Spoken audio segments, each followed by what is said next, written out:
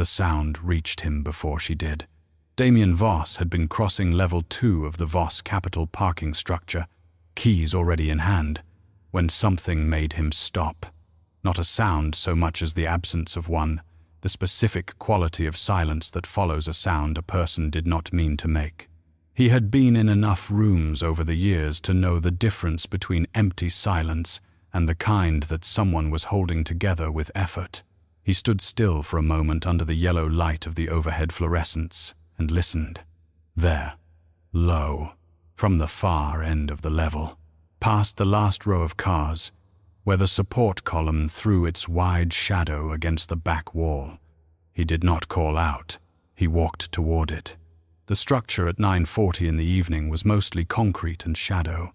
3 cars remained on this level, including his own sedan near the elevator, and the motion sensor lights had already cycled off in the far section, leaving that part of the garage in the kind of dim that the city glow through the gaps in the exterior walls could not quite fix.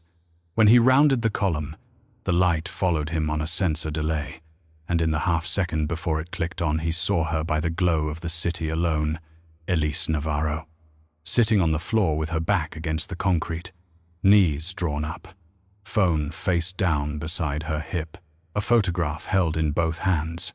The light came on. She looked up. The photograph disappeared behind her back in a single motion, practiced and fast. And by the time the light had steadied, she was already in the process of rearranging her expression into something that was not what he had just seen. Damien had employed Elise for 2 years and 3 months. She was 31 years old, held a graduate degree in organizational management from Boston University, spoke English, Spanish, and Mandarin with equal fluency, and had never in his memory arrived late, raised her voice, failed a deadline, or shown him anything other than the particular variety of competence that made her invisible in the best possible way, the kind of employee whose excellence you noticed only when you imagined the absence of it. She had also, in 2 years and 3 months, never once shown him any expression that was not either neutral or professional. She was showing him one now. She was working very hard not to, but he was looking at it anyway. The faint discoloration under her eyes that built over hours, the slight swelling at the edges that came from sustained crying rather than a sudden burst of it, and the specific tension around her jaw of someone who had been caught doing something they considered not embarrassing but private. Private, in the way that made an intrusion feel like a small act of damage. She stood. She did not want help, and he did not offer it. She rose with the kind of controlled motion that cost her something in that moment, straightened the hem of her jacket, and tucked the photograph into the inside breast pocket with one practiced move that told him she had rehearsed it, or something like it, before. When she faced him, her expression had closed into a version of professional, and the only evidence that anything had happened was what she could not control. Mr. Voss. Her voice was even. Whatever that cost her, she paid it without showing the price. Navarro. She reached down and picked up her phone from the floor, dropped it into her bag without looking at it, and stood with her shoulders set in the posture he recognized from every meeting she had ever attended. "I was just leaving," she said. "No, you weren't." A pause. She did not fill it, which was interesting. Most people filled pauses with him. "I received some news," she said. "Personal. I needed a moment to myself." "What kind of news?" "A family matter." She said it the way people said things they had decided to say before the conversation started. "Nothing that will affect my work. I'll have the Meridian contracts prepared by 8 tomorrow morning." He looked at her for a long moment without speaking. Everything she had said was technically an answer. None of it was true, or not all of it. And he could not have explained how he knew that beyond the fact that he had spent 20 years reading people whose survival sometimes depended on how well they could construct a version of the truth that was not a lie. She was good at it. She was better than most people he had encountered in professional settings. which was its own kind of information. The tell was not in her words. It was in the photograph. She had hidden it in under 2 seconds, moving it from her hands to her inside pocket in a single motion that was not panicked, but smooth, which meant she had thought about it before, which meant she had been in situations in which hiding that photograph had seemed like a necessary action. Nobody practiced concealing a family photo unless the photo was something other than ordinary. "Go home," he said. She looked at him with an expression that was almost, but not quite, surprised. "The Meridian contracts will be there tomorrow. Go home." She held his gaze for a moment. He had noticed before that she was one of the few people in his organization who could do that without visible effort. Not because she was unaware of who he was, but because she was, in some way he had never examined closely, not afraid of him, or not afraid in the way people usually were. Whatever she felt standing in front of him now, it was not fear of the ordinary professional kind. "Thank you," she said, and the words were too formal for the concrete space and the dim light and the fact that they were both standing in a parking garage at nearly 10 in the evening. But she said them anyway and walked past him toward the elevator, with her stride exactly as controlled as it had been in every meeting, every corridor. Every morning she had appeared at his office door with a folder and a schedule. The elevator opened, closed. He stood where he was in the space she had left and looked at the floor where she had been sitting. The concrete was dusty, and she had been on it directly, which meant she had not planned to be there. She had not brought anything. She had come down here, to the emptiest, the most removed corner of a building she understood well enough to know would be nearly vacant at this hour, and she had sat on the ground and taken out a photograph and cried until something stopped her. He thought about the photograph. He thought about the way she had moved it. He thought about 2 years and 3 months of perfect, invisible competence, and the fact that in all of that time he had never asked himself what was behind it because there had never been a reason to. He was asking himself now. On the 12th floor of the same building, the security monitoring room that Marcus Hale kept for his own use when he worked late was lit by the blue light of 8 screens arranged in 2 rows. Marcus had been reviewing footage from the east loading dock, tracking a discrepancy in a delivery log from 3 days prior. When the motion sensor on level 2 triggered its camera, the screen in the lower right changed from static to active. He glanced at it the way you glance at any screen that suddenly shifts, as automatic as breathing. Then he stopped looking at the loading dock footage. The camera angle on level 2 was not ideal. The support column interrupted the frame on the left side, and the overhead light had a half-second delay that briefly overexposed the image when it came on. But the light, when it stabilized, was clear enough, and the photograph that the woman in the lower portion of the frame held at that particular angle, in that particular light. For the 3 seconds before she moved it out of frame, he could see it well enough. Marcus had an excellent memory for faces. He had built that memory deliberately, over a long career in which forgetting the wrong face could end you. He knew the face in that photograph. He had spent a significant amount of time and money ensuring he would never have to see it in person again. He sat back slowly in his chair. He looked at the screen for a long time after the camera had cycled back to the empty level, with its light already dimming. He thought carefully, the way he always thought when something required it, without rushing and without letting the first reaction be the one that set the course. Then he picked up his phone, not his regular phone, the other one, the one that lived in the inside drawer of the monitoring console under a false bottom that any basic security sweep would miss. He looked at the screen without dialing, set it back down, picked it up again. He began composing a message to an address that was not stored under any name. His thumbs moved slowly, choosing each word. When it was done, he read it over twice, changed one phrase, and sent it. He set the phone back in the drawer and sat for a while longer in the blue light, watching the screens. By morning, He had decided what he needed to ask Damien. The folder landed on Elise's desk at 7:58 in the morning, 2 minutes before her scheduled start time. Placed there, not by Damien, but by one of the junior associates, who had clearly been told to deliver it without explanation. She was still setting down her coffee when she saw it.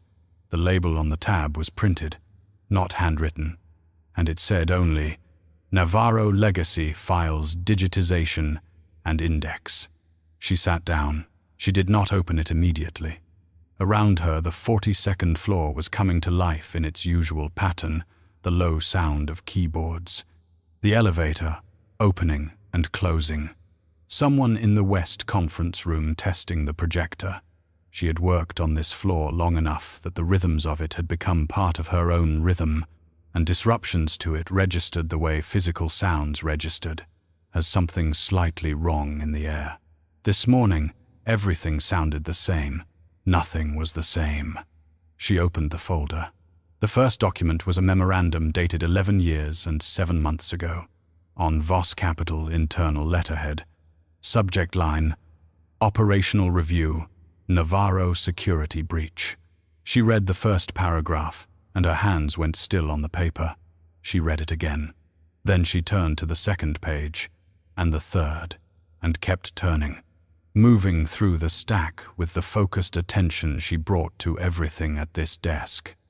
Except that her focus this morning had a different quality to it, the quality of someone reading about themselves, without appearing in the text. Her father's name appeared on page 4, Santiago Navarro, Director of Internal Security, Voss Capital, 1999 to 2013. The document described, in the flat neutral language of internal reporting, how Santiago Navarro had been identified as the source of a series of operational leaks that had cost the organization 3 significant contracts and exposed the identities of 2 field operatives to a competing syndicate. It described the investigation. It described the conclusion. It described, in 2 sentences, near the bottom of page 6, the response. Termination of employment and all associated privileges, effective immediately. Subject relocated. Current whereabouts unconfirmed. Relocated.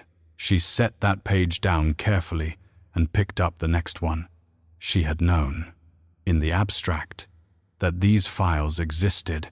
She had spent 2 years building the kind of professional record that would eventually put her close enough to access them.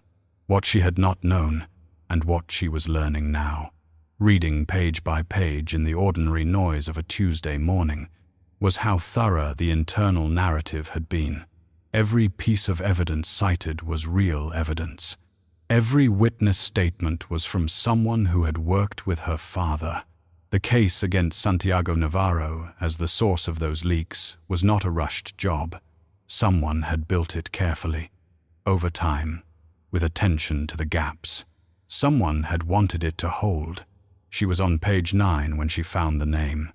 It was in a footnote to a budget authorization for the investigation itself, a line that would have been easy to miss if she had been reading quickly authorized and verified by Marcus Hale, Deputy Director of Operations.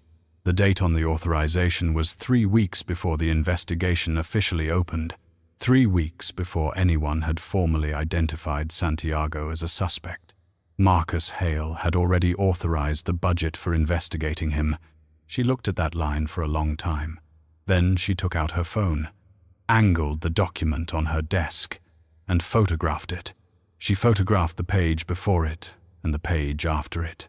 She kept her phone below the desk edge while she did it, a habit she had not known she had until the motion was already complete. She turned the phone face down on her thigh and kept reading. She was on page 14 when she heard him. "How far have you gotten?" She did not startle. She had trained herself out of startling years ago, and whatever her body wanted to do in this moment, she had enough control over it to turn the page. She was holding at a normal speed and look up at Marcus Hale in the doorway of her workspace, with an expression she had also spent years building. Page 14. she said. "The cross-reference index is going to take most of the morning. Some of these document IDs don't match the current filing system." Marcus stepped inside. He was 63 years old and had the build of a man who had once been physically imposing and had since settled into a kind of compact authority. He wore his suit the way men wore suits when they had stopped noticing them, and his face was the face of someone who had spent a long career deciding things without explaining the decisions. He looked at the folder on her desk. "A lot of old material," he said. "You find anything interesting?" "Filing inconsistencies. The metadata on the digitized versions from 2009 doesn't match the originals." She turned another page. "I'll flag them in the index." He looked at the folder for a moment longer. Then he looked at her, and she felt the particular quality of that look the way you felt. A change in air pressure, not dramatic, but present. He had the eyes of someone whose most important skill was reading what other people were trying not to show him. "I could have someone from the archive team take this over," he said, "if it's pulling you from your regular workload." "Mr. Voss asked me to handle it personally." "I know he did." A pause. "I could speak with him about reallocating." She looked up from the folder and met his eyes directly. "I don't think that will be necessary. I should have the first section indexed before noon." Something moved in his expression and was gone before it resolved into anything she could name. He looked at the folder one more time, then at her, and then he smiled with the particular quality of a smile that does not involve the area around the eyes. "Let me know if you need anything," he said. He left. She did not watch him go. She waited until she could no longer hear his footsteps in the corridor outside, and then she sat very still for a count of 5, breathing evenly, before she turned back to the documents. She found 3 more authorizations with Marcus's name on them before noon. Damien did not summon her until 2:30 in the afternoon, which was unusual only in the sense that he had looked at her twice during a pass through the floor before that. And looking was not something Damien Voss typically did unless he had already decided something. She had noticed both times, and had not let herself think about what they might mean until she was sitting across from him in his office with the door closed and the mid-afternoon light of Lower Manhattan coming through the windows behind him. "The Navarro files," he said. He was not sitting. He stood at the window with his hands in his pockets, which was the posture he used when he was thinking about something other than the room. "How much have you indexed?" "Approximately 60% of the primary documents. The attachments will take longer." "Did anything seem incomplete to you?" She looked at him.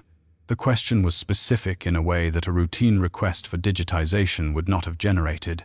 He was not asking her about the index. He was asking her about the contents, and the distinction mattered. "The witness statements," she said carefully. "Reference 3 separate source interviews, but only 2 transcripts are included in the physical file." He turned from the window. "Which one is missing?" "The interview with the field operative, identified as Source 2. There's a reference number but no corresponding document." He was quiet for a moment, looking at her with the expression she had encountered for the first time last night in the parking garage, not the executive expression, not the one he used for meetings and negotiations, but the other one, the one that seemed to be actually looking at whatever was in front of it rather than assessing it. "Finish the index," he said. "Bring me the completed version directly, not through the system." "Not through the system," she repeated. "Printed copy." "My hand." She held his gaze for just a moment longer than was strictly professional, measuring something she could not have named. Then she said, "I'll have it to you by end of business," and stood, and left. She spent the next 4 hours finishing the index. She cross-referenced every document number, flagged every inconsistency, and built the printed version in a clean format that would be easy to read.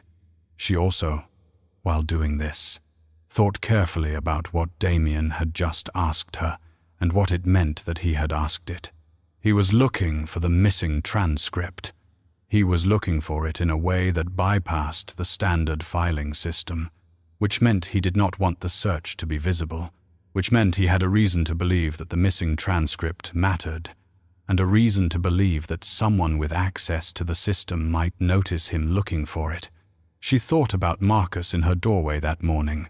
She thought about the budget authorization dated 3 weeks before the investigation opened. At 6:15 in the evening, she made a decision that she would not fully understand the cost of until it was too late to undo it. She pulled the physical folder from her desk, the original documents she had been working from all day, tucked it under the printed index, and took the whole thing to the 11th floor archive room where the long-term physical files were stored. She entered it under a redirect reference, reclassified in the system as transferred to off-site storage, and brought Damien only the printed index. She told herself she was protecting the evidence. She told herself that if the documents stayed in the building's primary system, Marcus could access them, alter them, make the budget authorization footnote disappear the way the third witness transcript had apparently disappeared. She told herself she was being careful. She was also, though she would not name it this way until much later, making sure that whatever Damien found, he would find it through her. When she set the printed index on his desk at 6:30, he was on a call and did not look up. She left it in the center of the desk and walked out. In the elevator going down, she checked her phone. There was a message from a number she had stored under a hardware store name. The way they had agreed years ago. It said only someone came by. I moved. She stared at the message for the length of time it took the elevator to descend 38 floors. Then she wrote back, "I know. Stay where I told you." She did not know yet that the folder she had reclassified and redirected to archive was the same set of documents Damien had been quietly, methodically working from. For the past 2 weeks, the only physical copy of an investigation he had been reconstructing alone, without Marcus knowing, without anyone knowing. Because 3 weeks ago he had received an anonymous communication that had changed, in a very specific way, what he believed about a decision he had made 11 years ago. She had just made it disappear. Marcus made his request on a Wednesday morning, in the 10 minutes before Damien's 9 o'clock operational review, which was either very good timing or very deliberate timing, and Damien had stopped believing in the difference between those two things approximately 15 years ago. "I need to talk to you about Navarro," Marcus said. He had closed the office door behind him, which he only did when the conversation was not for the record. He stood on the opposite side of Damien's desk without sitting, which meant he had planned to keep it short. "There's a security concern." Damien set down the printed index Elise had left him the previous evening. He had been looking at it for 40 minutes and had found 3 things that did not match his memory of the original investigation. And the discrepancies were not the kind that came from incomplete records. They were the kind that came from records that had been carefully shaped. What kind of concern? She accessed materials outside her assigned scope during the digitization task, documents she had no operational reason to open. I assigned her the full folder. You assigned her the index task. There's a difference between indexing and reading. Marcus kept his voice level, which was how he kept it when he had decided in advance how the conversation would go. I've been watching her work patterns for the past 2 weeks. Some of her access times don't line up with her logged tasks. She's been in the system at hours that don't match her schedule. Damien looked at him. 2 weeks. I started paying attention when I noticed a pattern. You didn't mention a pattern 2 weeks ago. Marcus met his eyes without moving. I wanted to be certain before I brought it to you. You know how I work. He did know how Marcus worked.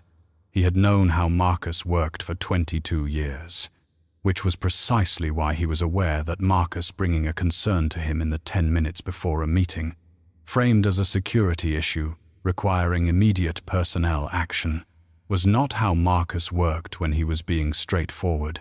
Marcus being straightforward looked like a printed report with timestamps and a recommended course of action already outlined. This looked like something else. "What are you recommending?" Damien said. "Let her go. Clean separation. Full severance. Standard NDA. Today, if possible." Damien picked up the printed index from his desk and set it aside without looking at it. Today. The longer she has access, the larger the exposure. To what, specifically? A pause that was half a second too long. To operational records that touch on sensitive historical matters. The Navarro file in particular contains names and details that could be damaging if they reached the wrong people. The Navarro file. Damien noted the phrasing. Marcus had not asked what the Navarro file contained or why Damien had assigned it. He had named it directly, which meant he had known about the assignment before this conversation, which meant he had a source for that information other than Damien. "Send me the access logs." Damien said, "I'll review them this afternoon." Something moved across Marcus's face. "I can have someone pull them. Send them to me directly. I'll look at them myself." He glanced at his watch. "The review starts in 8 minutes." Marcus looked at him for a moment with the expression of a man recalibrating. Then he nodded once, said "of course," and opened the door and left. Damien sat for a moment in the silence the conversation had left behind. Then he picked up his phone and sent a single message to the head of his IT security team. "Full access log for E. Navarro. Last 60 days. My terminal only. Do not route through the operations server." He put the phone down and thought about the Navarro file and the missing witness transcript and the 3 discrepancies in Elise's printed index and the fact that Marcus had known about the digitization assignment without being told. Then he went to his 9 o'clock meeting and sat through 45 minutes of operational updates with the particular quality of patience that had nothing to do with patience. He called Elise into his office at 2 in the afternoon. She came in the way she always came in. Folle under one arm. Expression neutrale. And sat in the chair across from his desk without being asked, because they had established that rhythm somewhere in the first month and it had never changed. He remained standing. He had found, over the years, that standing during a difficult conversation gave him information about the other person that sitting did not the way they oriented their body, the way they managed the imbalance of the posture. Elise oriented herself the same way she always did, square to him, back straight, hands resting on the folder in her lap. Whatever she was managing internally, she had it managed. "Marcus came to me this morning," he said. A pause that she did not fill. "That was the first thing. He raised a concern about your access to the Navarro files. Specifically, that you reviewed materials outside your assigned scope. You assigned me the full folder," she said. "I indexed what was there." That's what I told him. She looked at him steadily. "Is there a question you want to ask me?" There were several questions he wanted to ask her. He had been selecting among them since the operational review. The one he chose was not the one that would get him the most information fastest. It was the one that would tell him the most about what she was willing to say. "Did you find anything in the file that concerned you?" The quality of her stillness changed in a way that was very small and very visible if you were looking for it. It lasted less than 2 seconds, and then she was composed again, but he had been looking for it. "The index has some inconsistencies," she said. "I flagged them in the printed copy. Missing document references. Metadata gaps." "That's not what I asked." She held his gaze. He held hers. The afternoon light from the windows was hitting the side of her face, and she did not move out of it. And he thought, not for the first time and with more clarity than before, that Elise Navarro was one of the few people he had ever employed who seemed to be, in some fundamental way, not manageable, not difficult, not insubordinate, simply present in a way that was entirely her own and declined to be adjusted. "I found the file thorough," she said. Someone put significant effort into building it. Building it, he repeated. Documenting it, she said, with the slight precision of someone correcting a word choice and knowing that he had noticed the original. He let that sit for a moment. Then he said, "You can go." She stood. She was at the door when he said her name, and she turned. "The physical folder," he said. "Where is it?" Something happened in her eyes that she controlled before it reached the rest of her face. "I reclassified it to off-site archive last evening. For security, the records are sensitive and the on-site system has shared access." He looked at her. "Whose shared access concerned you?" She said nothing for 3 full seconds, which was, in the language of the conversations they had apparently been having without either of them naming them, a very long time. Then she said, "I thought the printed index would be sufficient for your review," and opened the door and left. He stood where he was for a moment after the door closed.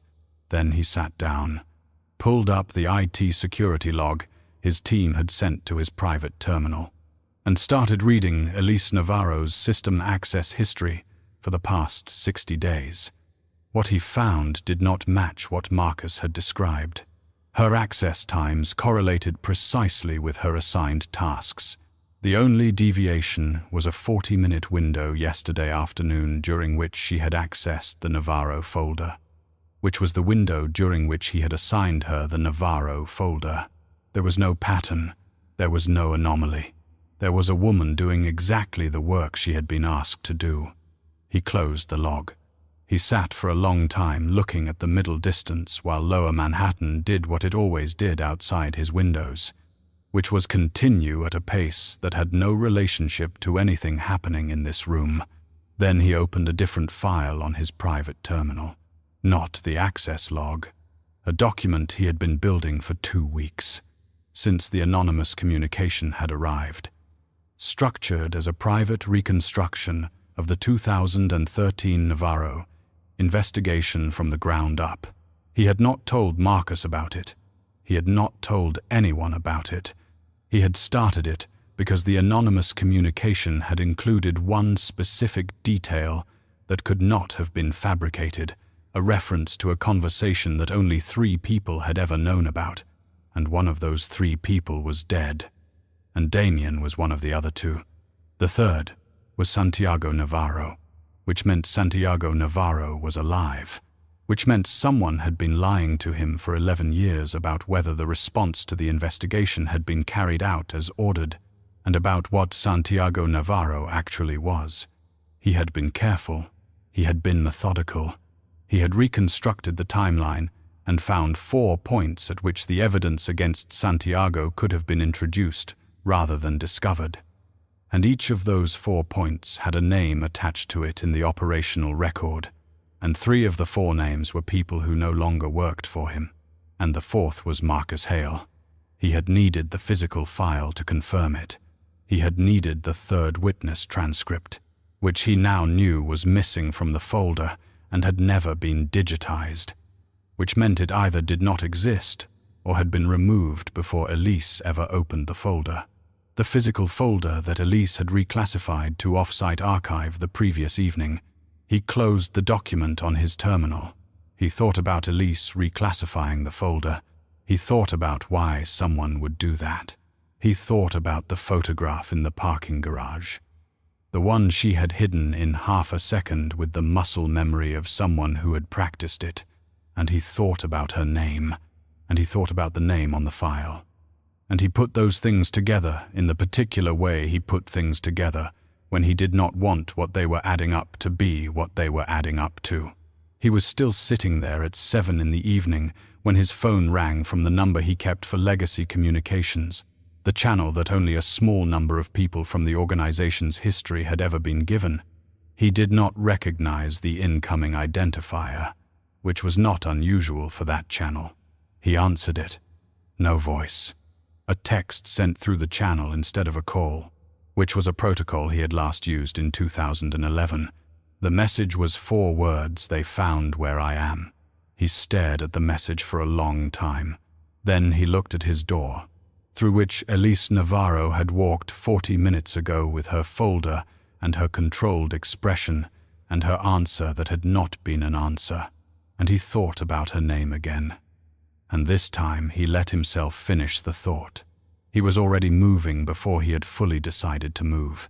He took the elevator to the lobby and crossed to the parking structure. And on level 2, the overhead lights clicked on one by one as he walked toward the far end. And he turned the corner around the support column and found nothing. She was not there. He stood in the empty space under the fluorescent light and looked at the floor. And then he took out his phone and wrote a message to a number he had not used in 2 years. A number he kept, because you kept certain numbers the way you kept certain knowledge, against the day when not having it would cost more than the weight of carrying it. He wrote, "I need to speak with you. Tonight. You know why." He sent it.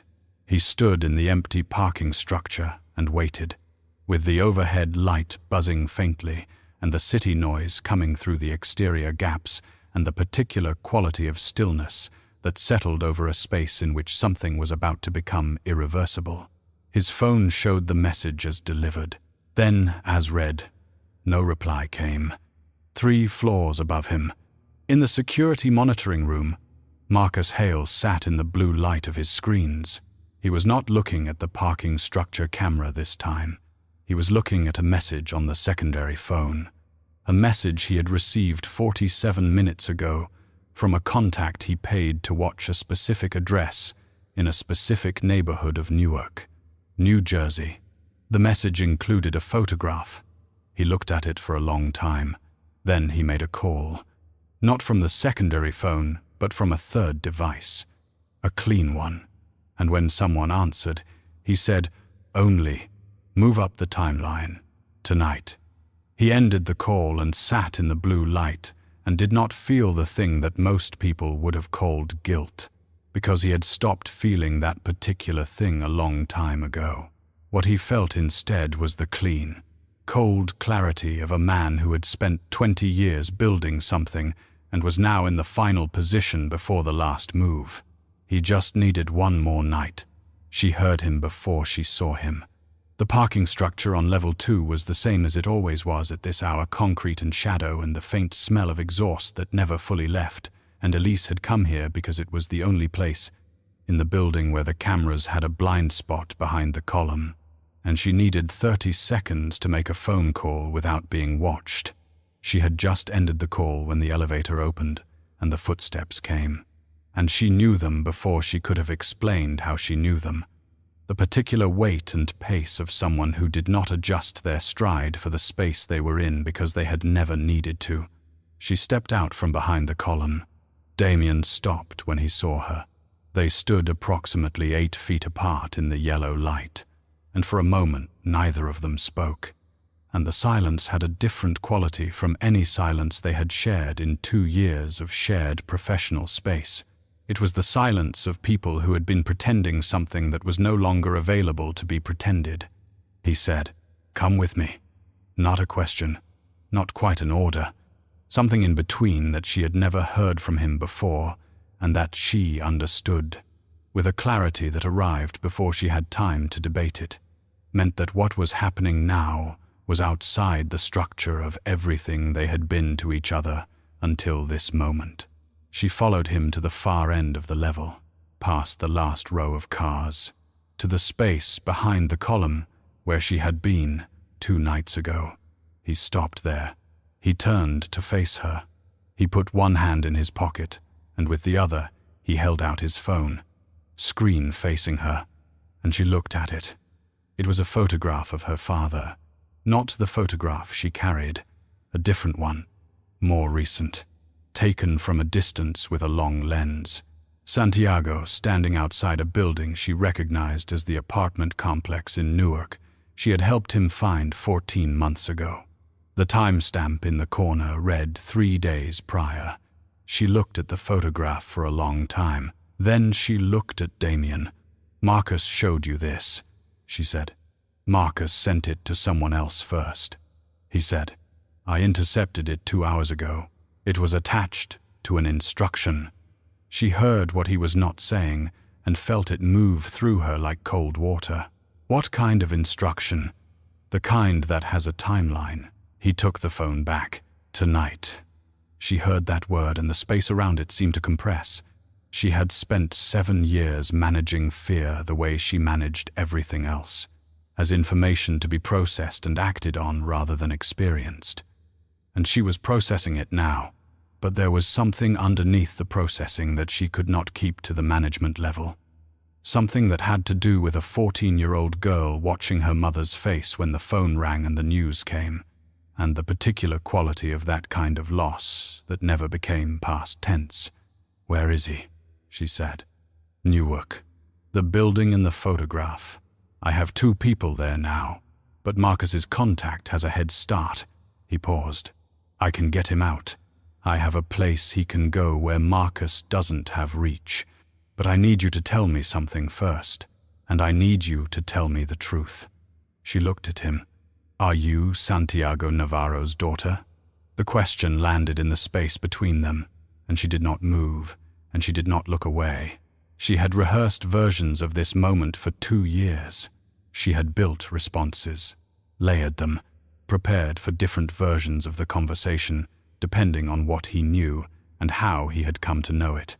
All of that preparation had assumed she would have the choice of how much to give and when to give it. She did not have that choice anymore. "Yes," she said. Something moved through Damien's expression. Not surprise. Not entirely. He had been getting there on his own. She could see that. But hearing it confirmed was its own thing, separate from suspecting it. And he took a moment with it before he spoke again. "How long have you been in this building?" 2 years and 3 months. "Why?" "The files," she said. "I needed access to the investigation records. I needed to find out who actually gave the order and why, because the story I was told about why my father was targeted did not hold together, and every version I could reconstruct from the outside pointed back to something inside this organization." "What story were you told?" "That he had betrayed the people he worked for, and that the response was authorized at the highest level." She kept her voice even. She had practice at it. "I grew up believing my father was a traitor, and that the man who ordered his death was you." Damien was very still. "You came here believing I ordered your father killed. I came here believing it and intending to prove it." She met his eyes. "I spent the first 8 months looking for evidence of that. I did not find it.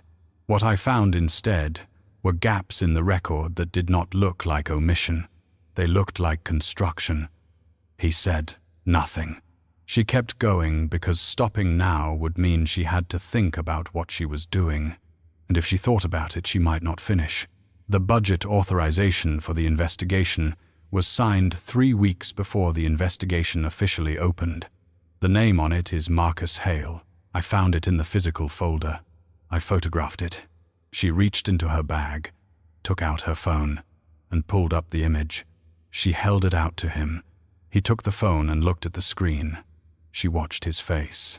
"There are 3 more like it in the same folder. Marcus built the case against my father before he had a reason to open one. He needed someone to take the blame for the leaks he was running. And my father was the most credible candidate because he was the one person with enough access to have actually done it." Damien was looking at the photograph on her phone with an expression she had never seen on his face in 2 years. It was not anger. Not yet. It was the expression of a person encountering the specific shape of a betrayal they had been circling without being able to name it, and finally having it named. He handed her phone back. He reached into his own jacket and took out a folded piece of paper, printed, and held it out. She took it. It was a message. Plain text. No header. No signature. 17 lines. She read the first 3 and her hands went still. The language was her father's. Not the words alone, but the construction. The particular way Santiago Navarro organized an argument. The habit of stating the conclusion first and the evidence after, because he had always said that burying the conclusion was how you lost people before they understood what you needed them to understand. She had grown up reading his notes and his letters, and she knew this the way she knew his voice. She read the whole thing. It was a reconstruction of the 2013 operation, written from the inside, naming the 4 meetings at which the false evidence had been introduced, and the person who had introduced it. It named the field operative whose interview transcript had been removed from the record because the operative's account had exonerated Santiago entirely. It named Marcus Hale in 11 of the 17 lines. At the bottom, after the evidence, after the names, after the dates, was a single sentence in a different register from the rest. Less formal, more tired. I am not asking you to believe me. I am asking you to look at what I have given you and tell me if it holds. She looked up from the paper. He sent this to you, she said. It was not a question. 3 weeks ago, anonymous channel. I didn't know who sent it until approximately 40 minutes ago.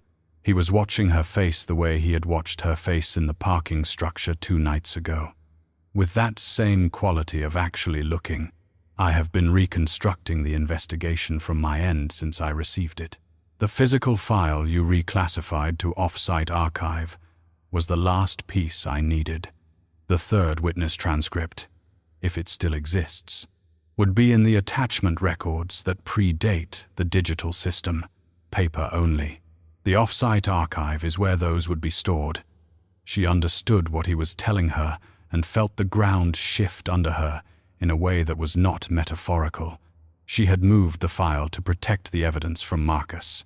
She had moved it to exactly where the final piece of evidence was already waiting. The off-site archive, she said slowly. Building on Varick Street. I have a key. He paused. I also had a working file on my private terminal that cross-referenced everything I had reconstructed so far. I went to pull it this evening and found that the folder had been emptied. Clean deletion. Time-stamped to this afternoon. Marcus had known Damien was building something, had known about the private terminal, had gotten there first. So you have my photographs, she said, the budget authorizations, and the message from my father, and your testimony about what you found in the folder, and my own reconstruction up to the point where it was deleted. He met her eyes.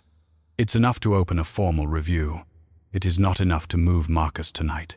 And Marcus knows I'm looking. He moved up the timeline because he knows. The timeline. Her father in a building in Newark with a head start on a contact of Marcus's and 2 of Damien's people between them and whatever Marcus had sent. She said, "How long do we have?" He looked at his watch. "My people checked in 40 minutes ago. I haven't heard from them since." Which means either the situation is contained or the situation has changed and they can't communicate. I need to call this in through a channel Marcus doesn't monitor and redirect resources to Varick Street simultaneously. He stopped. I can't do both from here. Tell me what you need from the archive. He looked at her for a long moment. She understood what that look was about. He had just learned that she had come to his organization under a constructed identity, with an objective she had not disclosed, and had spent 2 years operating inside his structure with access to his records and his schedule and his professional life. He had also, as of approximately 15 minutes ago, learned that every assumption underlying those facts was more complicated than the headline version of them suggested, and he was now in a position where the most efficient solution to an immediate crisis required him to trust her with something operational. She watched him make the decision. She could see it happening, not dramatically, not after visible struggle, but as the thing it actually was, which was a man whose entire system of operation was built on verified trust, encountering a situation where verification was not available and time was not available, and the only available option was a choice. 3rd floor of the archive, he said. Pre-digital records, 2012 to 2014. Look for a file box with a red indicator tab. Designation NV11. Inside. There should be a sealed envelope marked Interview Transcript. Source: 2. Do not open it. Bring it directly to me. He reached into his jacket and took out a key on a plain ring. He held it out. She took it.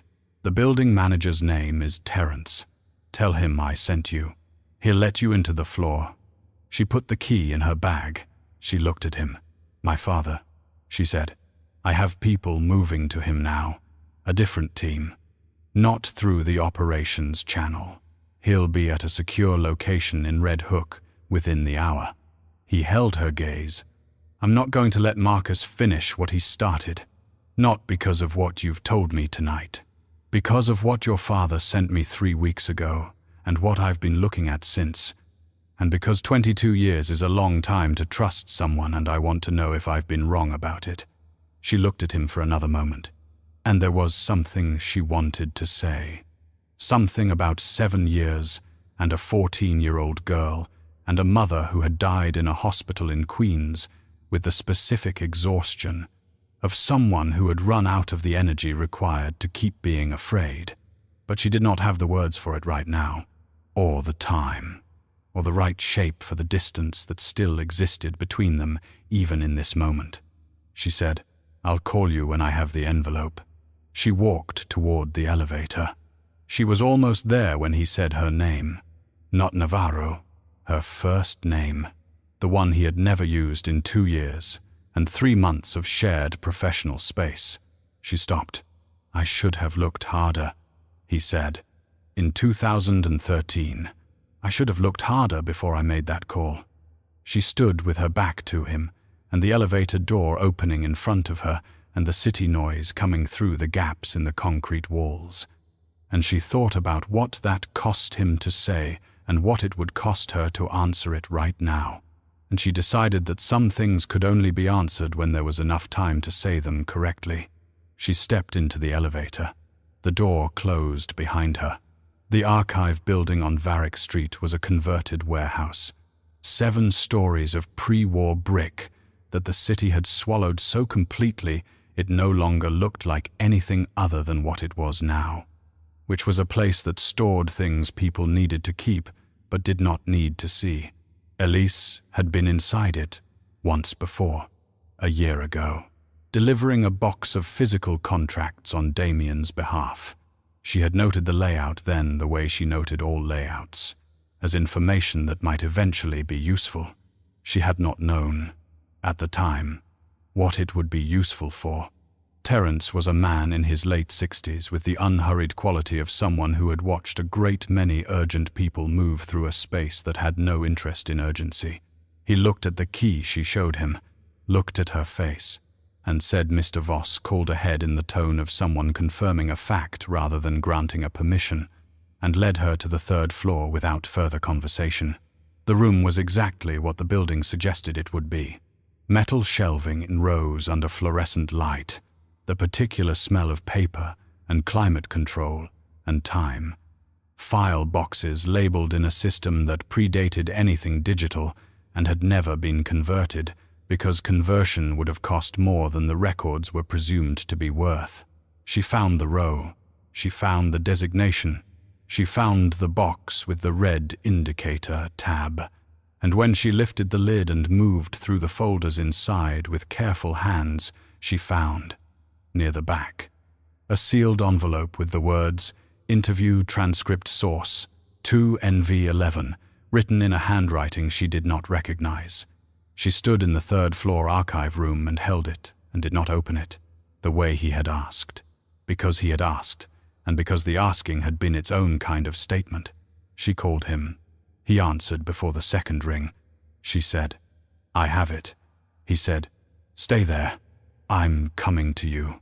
She heard something in his voice that was different from the parking structure, different from the office, different from every professional register she had catalogued over 2 years, and she understood that different was not the same as better or worse, only that it was honest in a way that the other registers, however functional, were not. She sat down on a low step stool near the shelving and waited. He arrived in 21 minutes. He came through the door the way he moved through every space, without adjusting his pace for it. But she could see, when he stepped into the light, that the past few hours had cost him something visible, not weakness, something else. The specific quality of a person who has been holding a structure together by will and has recently learned that one of the load-bearing walls was never what they believed it to be. He saw her. He crossed to where she was sitting, and she stood and held out the envelope, and he took it and looked at it for a moment before he opened it. She watched him read. It did not take long. The transcript was 4 pages, and she could tell by the way his eyes moved that he was not reading slowly. When he finished, he read it again, more slowly the second time, and then he set it down against the shelving beside him and stood looking at it without touching it. "The operative's account," he said. "He was with your father the night of the alleged handoff, in a different location. Very fiable, because he had a medical appointment that evening that would be in the hospital system." He paused. "It was always in the hospital system. No one looked." She said nothing. She had learned, in the past several hours, that there were moments when speaking was the less honest response. Marcus submitted this transcript to the file the day after the operative gave his statement. Damien said, and then pulled it within 48 hours. "There's a receipt stamp on the envelope." He signed it in and signed it out himself. He touched the corner of the envelope without picking it up. He was the only person with authority to do that without a countersignature. She said, "Is it enough? Combined with your photographs and the message from your father and my own reconstruction of the timeline?" "Yes." He looked at her. "More than enough." His phone lit up on the shelf beside him. He looked at the screen and something in his posture changed. Not dramatically, just a settling.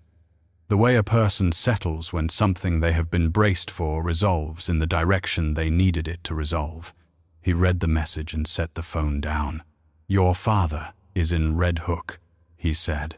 She heard it and did not move for a moment, because the thing she felt was large enough that moving through it quickly seemed wrong. 7 years was not an abstract number.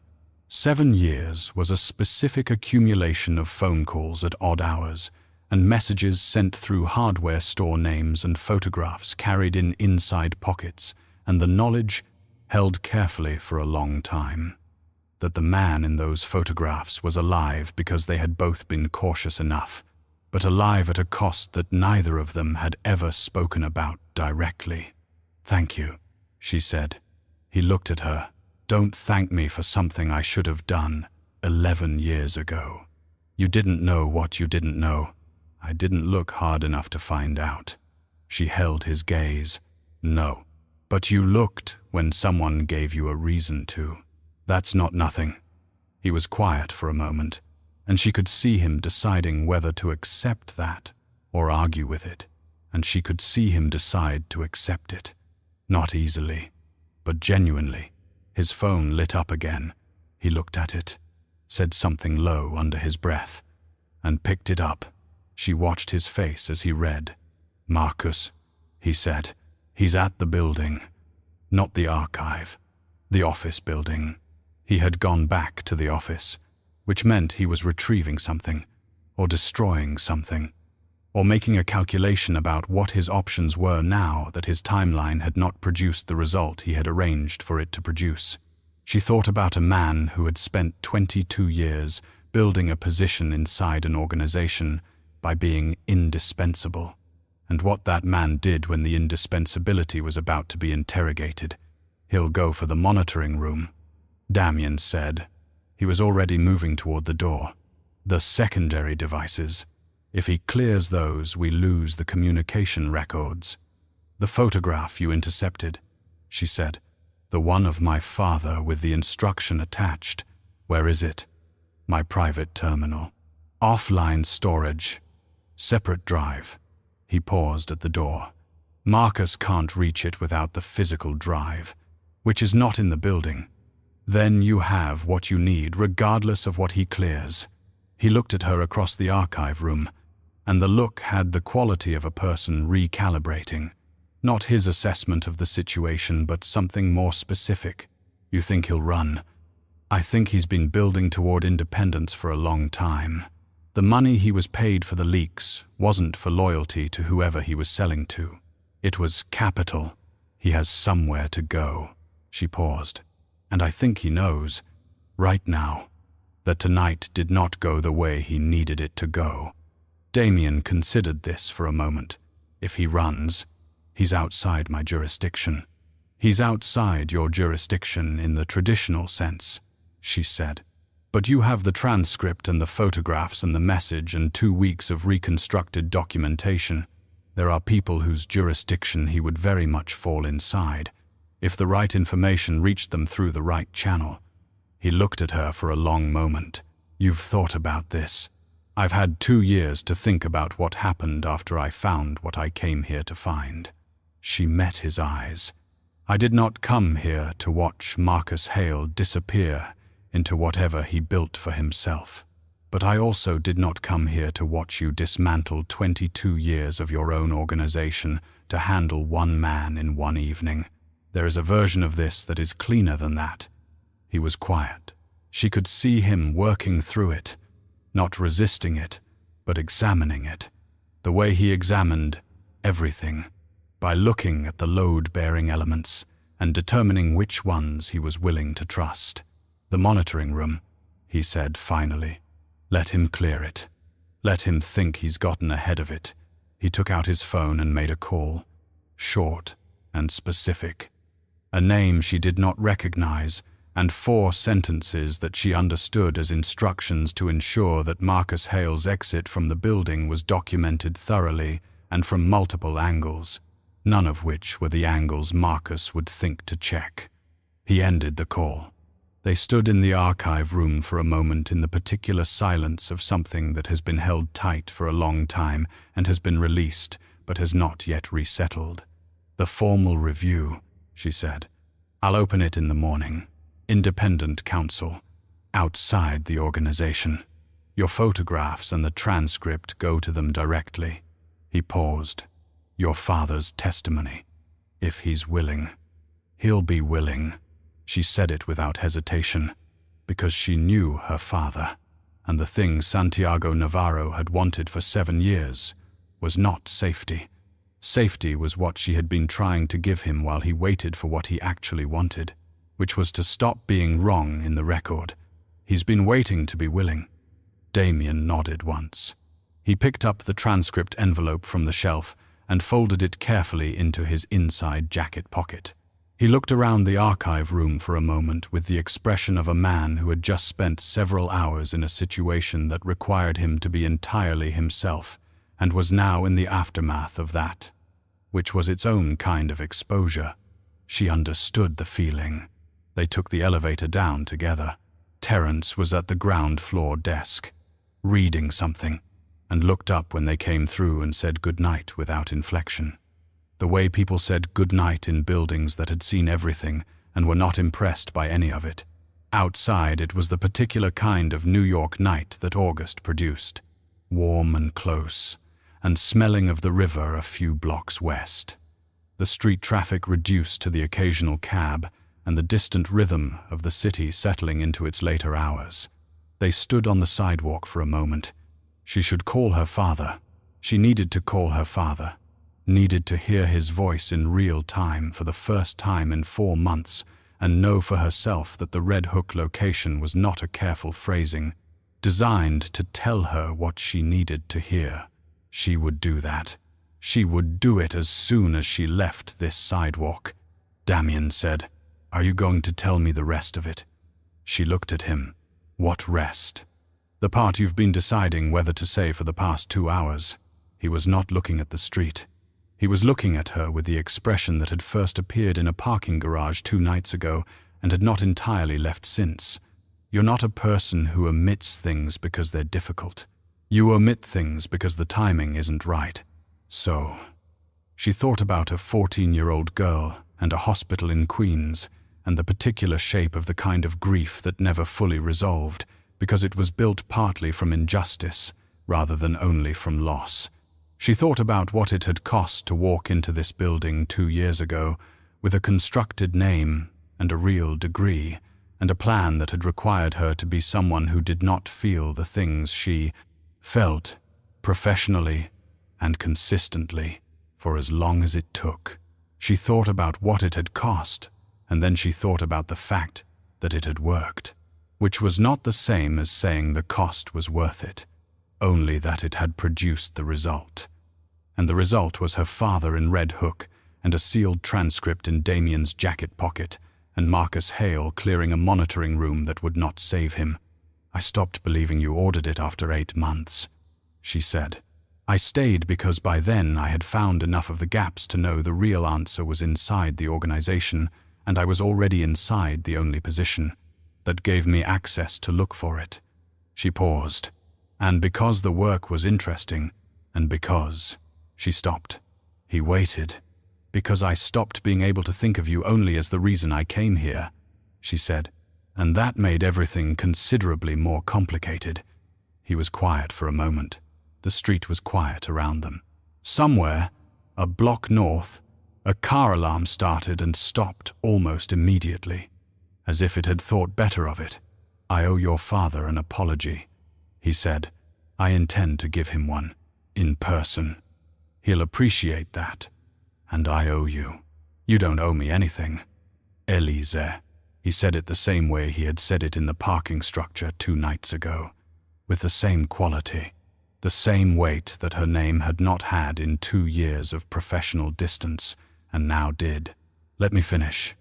She waited. "I owe you the acknowledgement that you did something I did not know how to do, which was look at something I had decided and decide it needed to be looked at again." He paused. "That took 2 years, and it cost you something I don't have a full accounting of yet. I'm aware of that." She looked at him for a long moment. The city moved around them, indifferent and continuous, the way cities were.